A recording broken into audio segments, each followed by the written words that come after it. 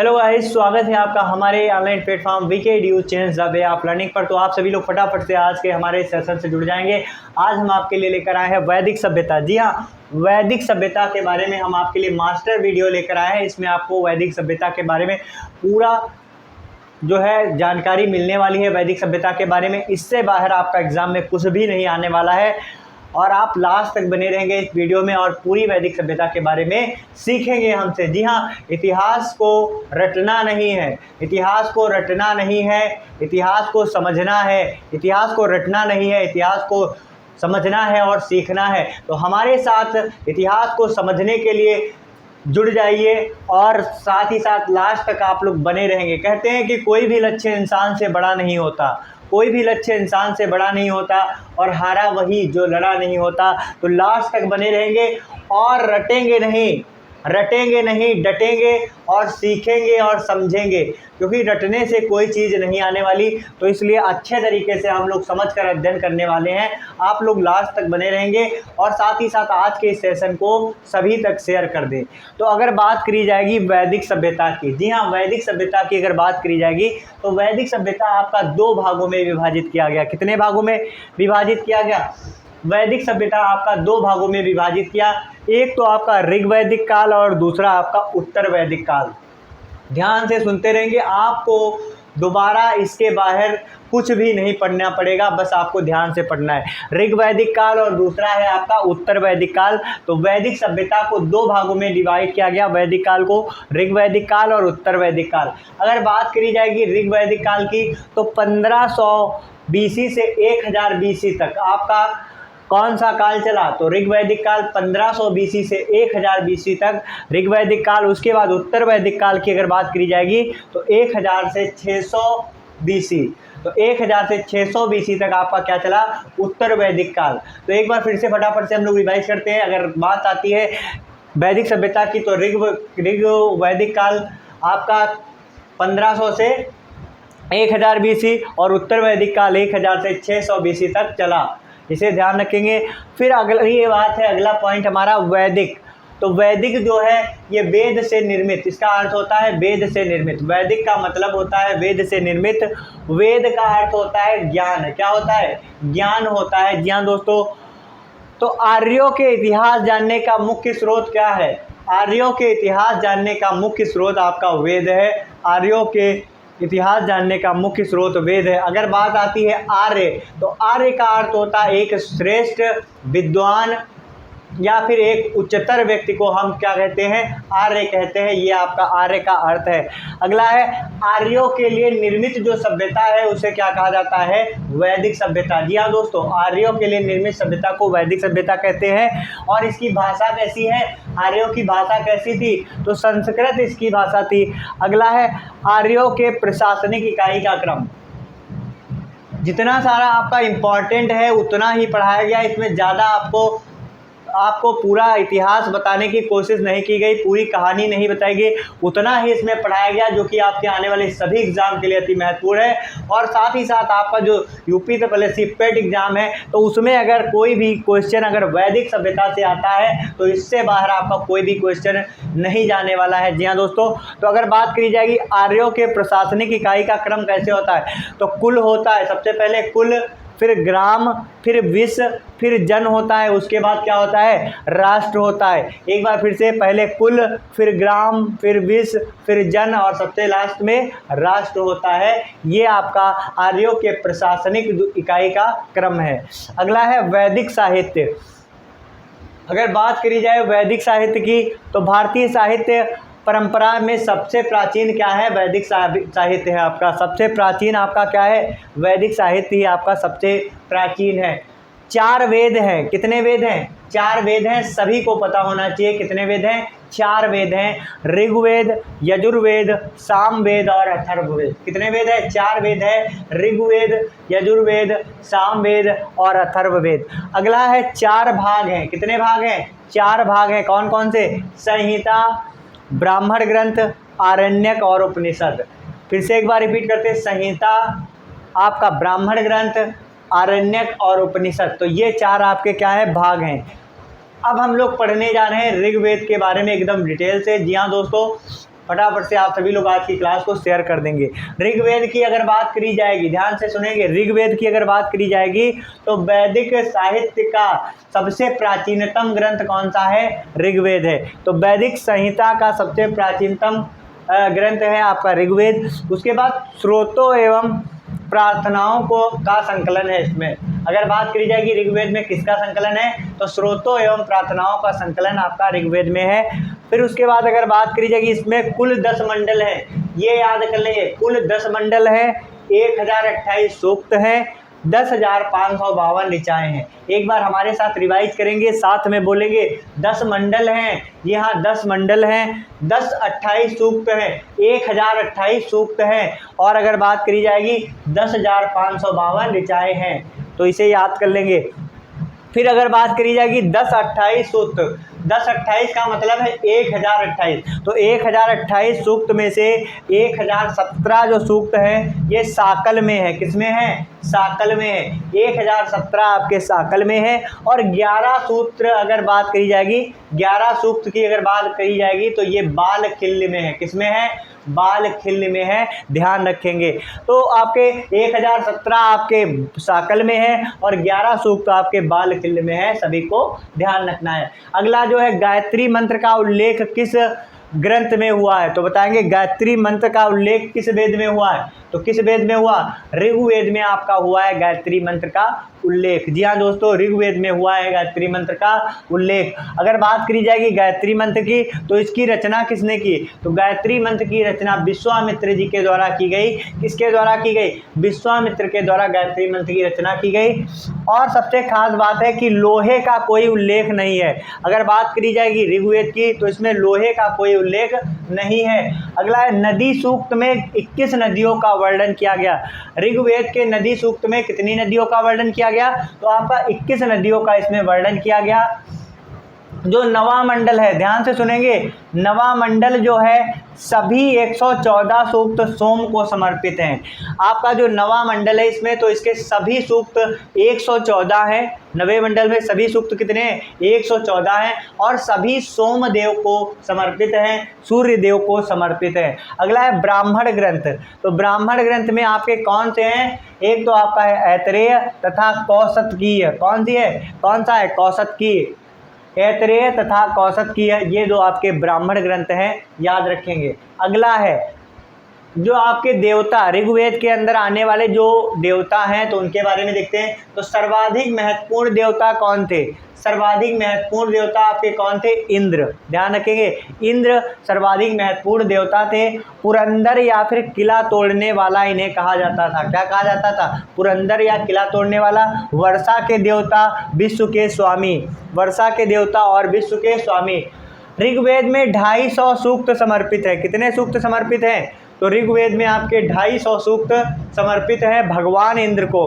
तो भगवान इंद्र की बात करी जाएगी तो इनको पुरंदर किला तोड़ने वाला कहा जाता है, वर्षा के देवता कहा जाता है, विश्व के स्वामी कहा जाता है।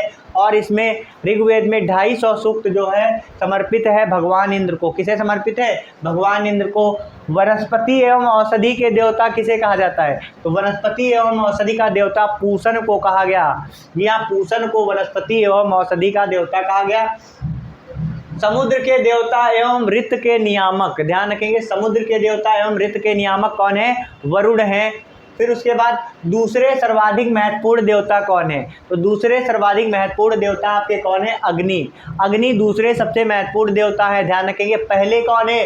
पहले इंद्र हैं। ऋग्वेद में 250 सूक्त का उल्लेख इनको समर्पित है, ये भी ध्यान रखेंगे। तो जितने सारे पॉइंट है सभी आपके आने वाले कोई भी एग्जाम हो उसमें सबके लिए बहुत ही महत्वपूर्ण है। अगला है दूसरे सर्वाधिक महत्वपूर्ण देवता कौन है? अग्नि है। ऋग्वेद में 250 सूक्त इनको समर्पित है। कितने? 250 सूक्त इनको समर्पित है। अगला है तीसरे सर्वाधिक महत्वपूर्ण देवता कौन है? तो ध्यान देंगे, तीसरे सर्वाधिक महत्वपूर्ण देवता कौन है? सोम। सोम तीसरे सर्वाधिक महत्वपूर्ण देवता है। ऋग्वेद के 9वें मंडल के सभी मंत्र जो है इन्हीं को समर्पित है, सोम देवता को। तो ऋग्वेद के 9वें मंडल के सभी जो मंत्र हैं इनको समर्पित हैं। तो ऋग्वेद के 9वें मंडल में 114 सूक्त हैं। कितने हैं? 114 सूक्त हैं, ध्यान रखेंगे। अब बात आती है वेदत्रयी।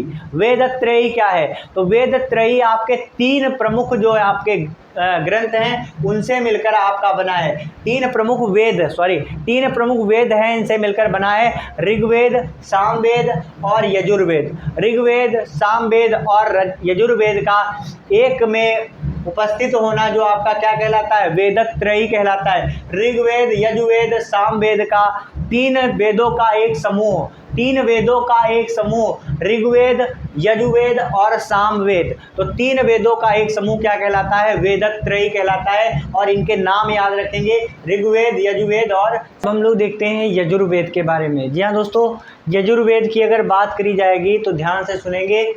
यजुष का अर्थ होता है यज्ञ। क्या होता है, यजुष का अर्थ होता है यज्ञ। तो बिल्कुल ध्यान से इसको हम लोग समझेंगे। तो स्रोतों एवं कर्म कांडों का वर्णन इसमें किया गया है यजुर्वेद में। किसका वर्णन किया गया, स्रोतों एवं कर्म कांड का वर्णन यजुर्वेद में किया गया है। गद्य एवं पद्य दोनों में आपका होता है यजुर्वेद। किसमें होता है, गद्य एवं पद्य दोनों में आपका होता है यजुर्वेद। ध्यान रखेंगे। यजुर्वेद की अगर बात करी जाएगी तो यजुर्वेद में मैंने आपको अभी बताया था कि यजुष का शब्द का अर्थ क्या होता है। तो यजुष शब्द का अर्थ होता है यज्ञ। क्या होता है, यज्ञ होता है। ध्यान रखेंगे। यजुर्वेद को दो भागों में डिवाइड किया गया है, दो भागों में बांटा गया है। एक तो आपका कृष्ण यजुर्वेद है, दूसरा आपका शुक्ल यजुर्वेद है। कौन कौन से, एक तो आपका कृष्ण यजुर्वेद, दूसरा आपका शुक्ल यजुर्वेद, दो भागों में बांटा गया। कृष्ण यजुर्वेद अगर बात करी जाएगी तो इसमें गद्य एवं पद्य दोनों में संकलन किया गया है। और अगर बात करी जाएगी शुक्ल यजुर्वेद की तो इसमें सिर्फ पद्य में संकलन किया गया है। ध्यान रखेंगे, सभी दोस्तों को ध्यान रखना है कि कृष्ण यजुर्वेद में गद्य एवं पद्य दोनों है, और लेकिन शुक्ल यजुर्वेद में केवल आपका पद्य है। अगला है अंतिम भाग, इसका क्या कहलाता है, यजुर्वेद का अंतिम भाग क्या कहलाता है, ईशोपनिषद। क्या कहलाता है, ईशोपनिषद कहलाता है यजुर्वेद का अंतिम भाग। ब्राह्मण ग्रंथ क्या है यजुर्वेद के, ब्राह्मण ग्रंथ क्या है, शतपथ तथा तैतरीय। अगर पूछा जाए शतपथ तथा तैतरीय किसके ब्राह्मण ग्रंथ हैं, तो शतपथ तथा तैतरीय आपके यजुर्वेद के ब्राह्मण ग्रंथ है। अधवर्यु की अगर बात करी जाएगी तो जो यजुर्वेद के कर्म कांडों को संपन्न कराता है, ध्यान रखेंगे, जो यजुर्वेद के मंत्रों को पढ़ता है उसे क्या कहते हैं, अधवर्यु कहते हैं। या कर्म कांडों को संपन्न कराने वाले पुरोहित को क्या कहते हैं, अधवर्यु कहते हैं। इसमें कुल कितने अध्याय हैं, तो इसमें 40 अध्याय हैं आपके यजुर्वेद में। टोटल आपके 40 अध्याय हैं, सभी को ध्यान रखना है। अगला है आपका सामवेद। ध्यान देंगे, सामवेद की अगर बात करी जाएगी तो सभी दोस्तों को ध्यान से देखना है और याद कर लेना है कि साम का अर्थ होता है संगीत या गान। क्या होता है, साम का अर्थ होता है संगीत गान। यज्ञों के अवसरों पर गाए जाने वाले मंत्रों का संग्रह है। इसमें है तो यज्ञों के दौरान जो मंत्र हैं उनको गाया जाता है। ये मंत्र आपके कहाँ से लिए गए, सामवेद से लिए गए। अगला है मंत्रों को गाने वाला पुरोहित क्या कहलाता है, उद्गाता। क्या कहलाता है, उद्गाता। होता किसमें कहलाता है, ध्यान रखेंगे, होता किसमें कहलाता है, याद कर लेंगे, होता किसमें कहलाता है, होता। अगर बात की जाएगी होता की, ध्यान से देखेंगे, होता की अगर बात करी जाएगी तो ऋग्वेद के, ध्यान देंगे, ऋग्वेद के जो मंत्रों को गाता है उसे क्या कहते हैं, होता कहते हैं। जो ऋग्वेद के मंत्रों को गाता है उसे होता कहते हैं। अधवर्यु किसे कहते हैं, जो कि आपका यजुर्वेद के मंत्रों का गायन करता है। यज्ञों कर्मकांडों को संपन्न कराने वाले पुरोहित को क्या कहते हैं, अधवर्यु कहते हैं। फिर अगर बात करी जाएगी उद्गाता किसे कहते हैं, जो सामवेद के मंत्रों का गायन करता है उसे क्या कहते हैं, उद्गाता कहते हैं। अगर बात करी जाएगी सामवेद की तो इसमें कुल 1875 ऋचाएँ हैं। कितनी हैं, 1875 टोटल इसमें ऋचाएँ हैं। इसमें ज़्यादातर जो ऋचाएँ हैं देखेंगे आपकी 79 नई ऋचाएँ हैं। कितनी हैं, 79 नई ऋचाएँ हैं। और शेष कहाँ से ली गई हैं, शेष जो है बाकी सब ऋग्वेद से उठा ली गई हैं। 79 इसमें नई ऋचाएँ हैं, बाकी सब ऋग्वेद से ली गई। अगला है प्रमुख शाखाएँ कौन सी हैं, सामवेद की प्रमुख शाखाएँ हैं कौथमीय, राणायनीय या जैमिनीय। 3 शाखाएं हैं, ध्यान रखेंगे, कौथमीय, राणायनीय या जैमिनीय। ठीक, तो 3 शाखाएं हैं, सभी को ध्यान रखना है। ब्राह्मण ग्रंथ कौन कौन से हैं, तांड्य तथा पंचविश।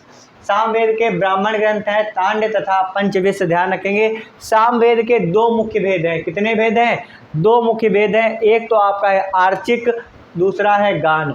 तो सामवेद के दो मुख्य वेद है, आर्चिक एवं गान, सभी लोग ध्यान रखेंगे। अगला हमारा जो वेद है अथर्ववेद। तो अथर्ववेद के बारे में हम लोग डिटेल से पढ़ रहे हैं। तो अथर्ववेद, अथर्वा नामक ऋषि इसके प्रथम द्रष्टा थे। क्या थे? प्रथम द्रष्टा थे, जिसके कारण अथर्ववेद का नाम क्या पड़ा? अथर्ववेद का नाम अथर्ववेद पड़ा, क्योंकि अथर्वा ऋषि इसके प्रथम द्रष्टा थे, तो इसीलिए इसका नाम क्या पड़ा? अथर्ववेद। फिर अगर बात करी जाएगी दूसरे द्रष्टा कौन थे, तो दूसरे द्रष्टा इनके थे अंग ऋषि। कौन थे? अंगिरिस ऋषि थे। कौन थे? अंगिरिस ऋषि। अंगिरिस ऋषि इसके दूसरे द्रष्टा थे, तो इसलिए इसका नाम क्या है दूसरा? अथर्वांगी ऋष वेद। क्या है? अथर्वांगी ऋष वेद है इसका दूसरा नाम। तो अथर्ववेद का दूसरा नाम अगर पूछा जाए तो अथर्वांगी ऋष इसका दूसरा नाम है। अथर्वांगी ऋष वेद इसका दूसरा नाम है। इसे ब्रह्म वेद के नाम से भी जाना जाता है। किस वेद के नाम से जाना जाता है? ब्रह्म वेद के नाम से जाना जाता है। अथर्ववेद की दो शाखाएं हैं, कौन कौन सी? पिप्लाद तथा शौनक। पिप्लाद शौनक दो शाखाएं हैं अथर्ववेद की। उल्लेख इसमें किसका किया गया है? अगर बात करी जाएगी अथर्ववेद की, तो अथर्ववेद में किसका उल्लेख किया गया है? मगध तथा अंग का। तो मगध तथा अंग का उल्लेख कहाँ पर किया गया? अथर्ववेद में। प्रजापति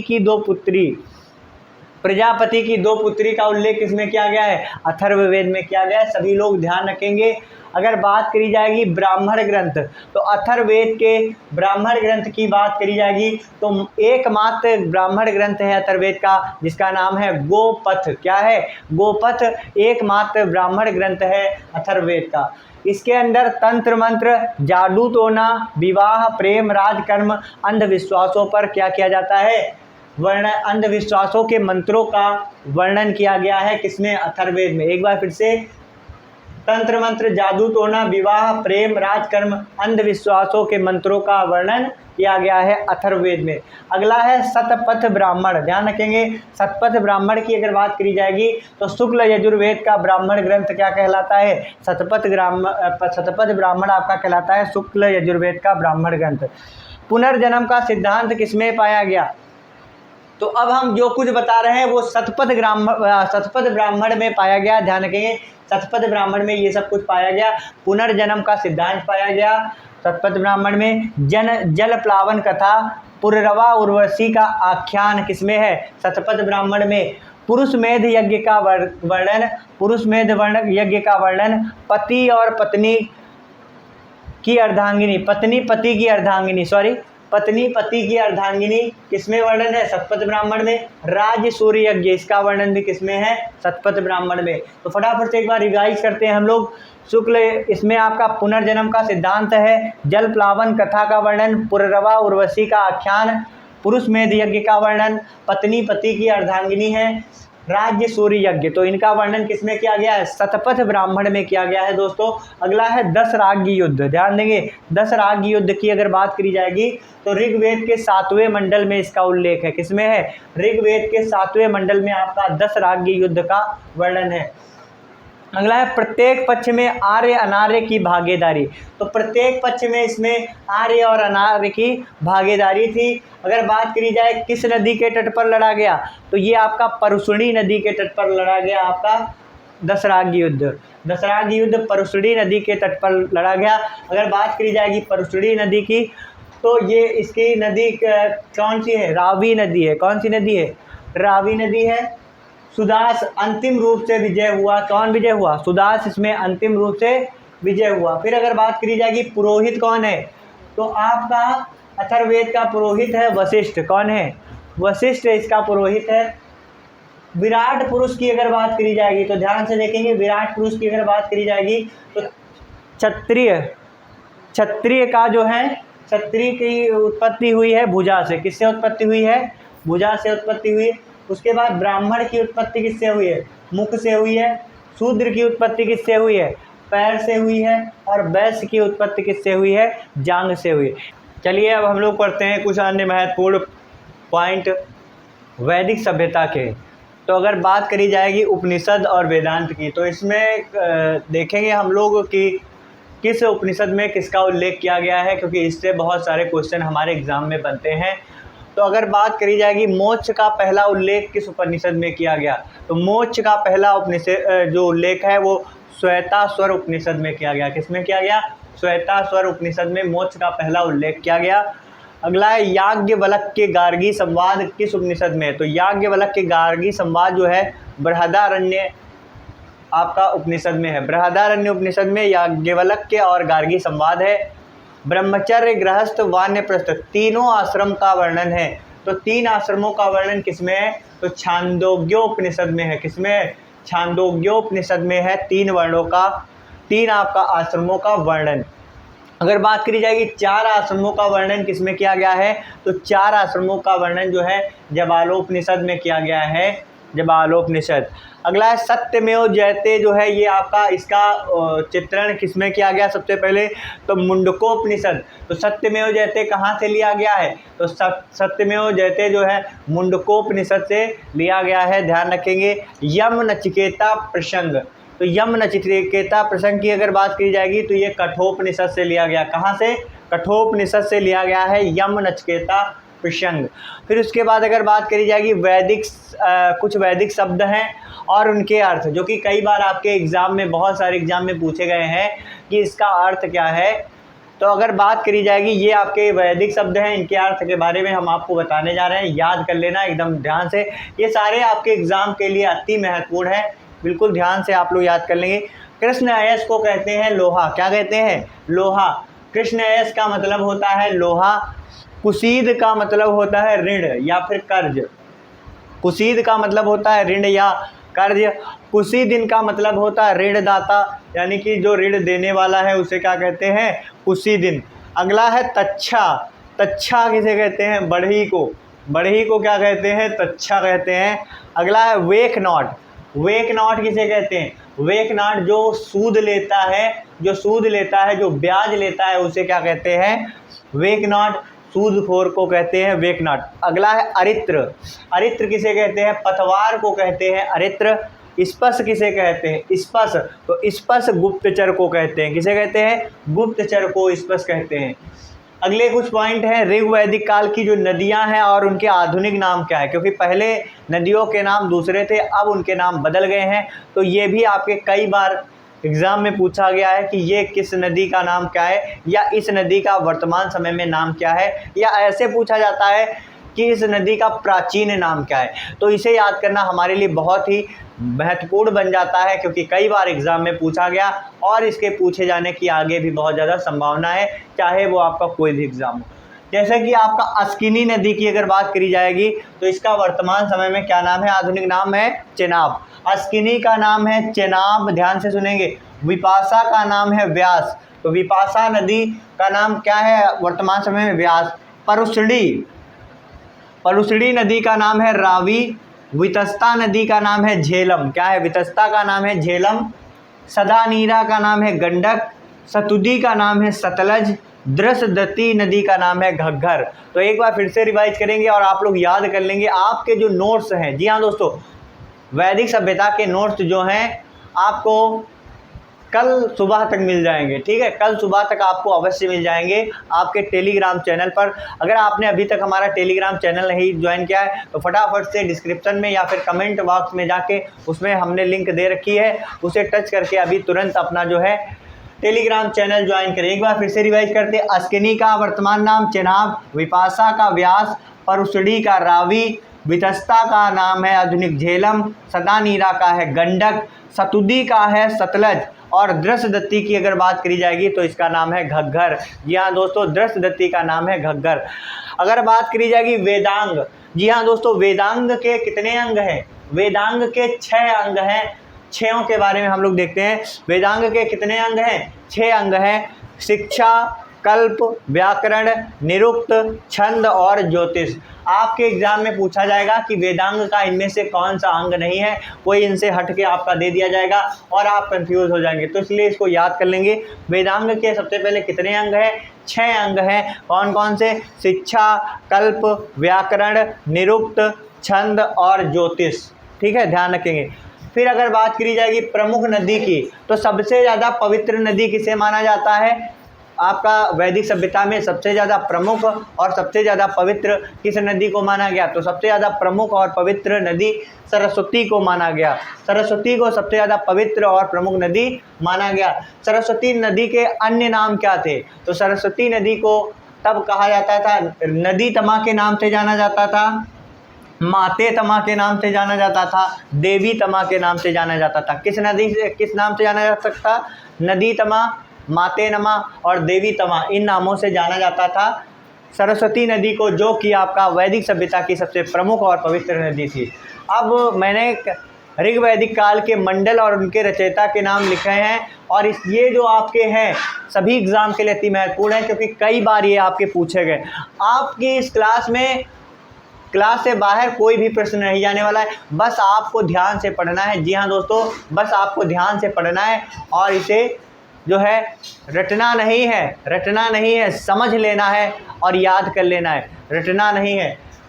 प्रथम मंडल की अगर बात करी जाएगी तो मधुक्षा मेधातिथि, मधुक्षा और मेघातिथि इसके रचयिता हैं। द्वितीय मंडल की ग्रत्समद, द्वितीय मंडल के रचयिता है ग्रत्समद।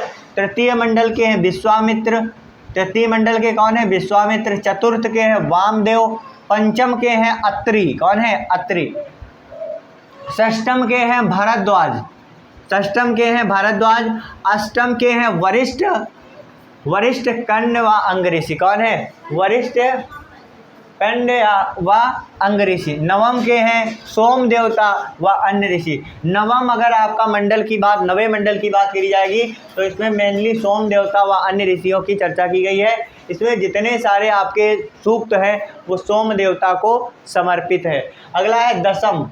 तो दसम जो आपका 10वां मंडल है वो किसके द्वारा रचा गया है? विमदा, इंद्र, शची व अन्य। तो विमदा, इंद्र व शची तथा अन्य लोगों के द्वारा दसम मंडल की क्या करी गई है? रचना की गई है। तो इसे भी हम लोग याद कर लेंगे, देख लेंगे अच्छे से, एग्जाम के लिए बहुत ही महत्वपूर्ण है। फिर अगर बात करी जाएगी सिंधु नदी की, तो सिंधु नदी का आपका वैदिक सभ्यता में सबसे ज़्यादा बार उल्लेख किया गया है। ध्यान रखिए, सबसे पवित्र नदी और सबसे प्रमुख नदी कौन है? सरस्वती नदी।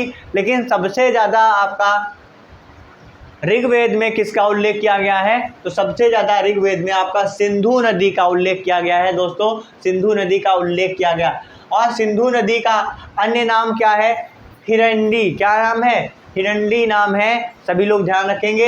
अगला है पावावन। पावावन की अगर बात करी जाएगी तो पावावन में सिंधु नदी जो है गिरती है। तो सिंधु नदी के गिरने का स्थान क्या है? पावावन, जिसे वर्तमान समय में अरब सागर के नाम से हम लोग जानते हैं। तो पावावन में सिंधु नदी के गिरने का स्थान है। पावावन सिंधु नदी के गिरने का स्थान है। वर्तमान में इसका नाम क्या है? अरब सागर। अगर बात करी जाएगी महाग्रंथ, महाभारत, महाग्रंथ आपका क्या है? सबसे बड़ा महाग्रंथ क्या है? महाकाव्य महाभारत है दोस्तों। तो महाभारत की अगर रचना की बात करी जाएगी तो वेद व्यास जी के द्वारा इसकी रचना की गई है। और इसे किसने लिखा? तो गणेश जी के द्वारा इसे लिखा गया है। और इसका पुराना नाम क्या है? पुराना नाम इसका है जय संहिता। याद रखेंगे, जय संहिता महाभारत का पुराना नाम है। अगर बात आती है रामायण की, तो रामायण की रचना किसने की है बताएंगे? तो रामायण की रचना वाल्मीकि जी के द्वारा की गई है। किसके द्वारा? वाल्मीकि जी के द्वारा की गई है। सभी लोग ध्यान देंगे। तो ये जो थे आपके आज की वैदिक काल की क्लास कंप्लीट हुई। अब आप लोग इसे फिर से एक बार देखेंगे, रिवाइज करेंगे फास्टली, और जिससे आपका कोई भी क्वेश्चन जो है छूटने ना पाए। इस वीडियो में मैंने आपको उतना ही पढ़ाया जितना कि आपके एग्ज़ाम के लिए अति महत्वपूर्ण है, क्योंकि ज़्यादा कहानी बताने से कोई लाभ होने वाला नहीं। आपका एग्ज़ाम बहुत ही नज़दीक है, इसलिए आपके एग्ज़ाम के लिए जितना सारा महत्वपूर्ण था उतना सारा डिटेल मैंने आपको बता दिया। आप लोग अच्छे से याद करेंगे। साथ ही साथ अगर नोट्स PDF चाहते हैं तो उसके लिए आप लोग हमारा टेलीग्राम चैनल अवश्य ज्वाइन करेंगे, जिसका लिंक आपको डिस्क्रिप्शन में मिल जाएगा। जी हाँ दोस्तों, जिसका लिंक आपको डिस्क्रिप्शन में मिल जाएगा। वहां से टच करके आप हमारे सीधे टेलीग्राम चैनल पर पहुंच जाएंगे, और वहां पर आपको वैदिक सभ्यता के साथ साथ अन्य जो महत्वपूर्ण नोट्स हैं, जो महत्वपूर्ण जानकारियां हैं, जॉब से रिलेटेड अपडेट है, सब कुछ आपको वहां पर मिलने वाला है। जी हाँ दोस्तों, तो बहुत बहुत धन्यवाद, आप लोग हमारे साथ लास्ट तक बने रहे। कहते हैं कि अपनी मंजिल को भुलाकर जिया भी तो क्या जिया, अपनी मंजिल को भुलाकर जिया भी तो क्या जिया, अगर है दम तो उसे पाकर दिखा, लिख दे खून से अपनी कामयाबी की कहानी को और बोल दे उस किस्मत को, अगर है दम तो मिटा कर दिखा। थैंक यू सो मच दोस्तों।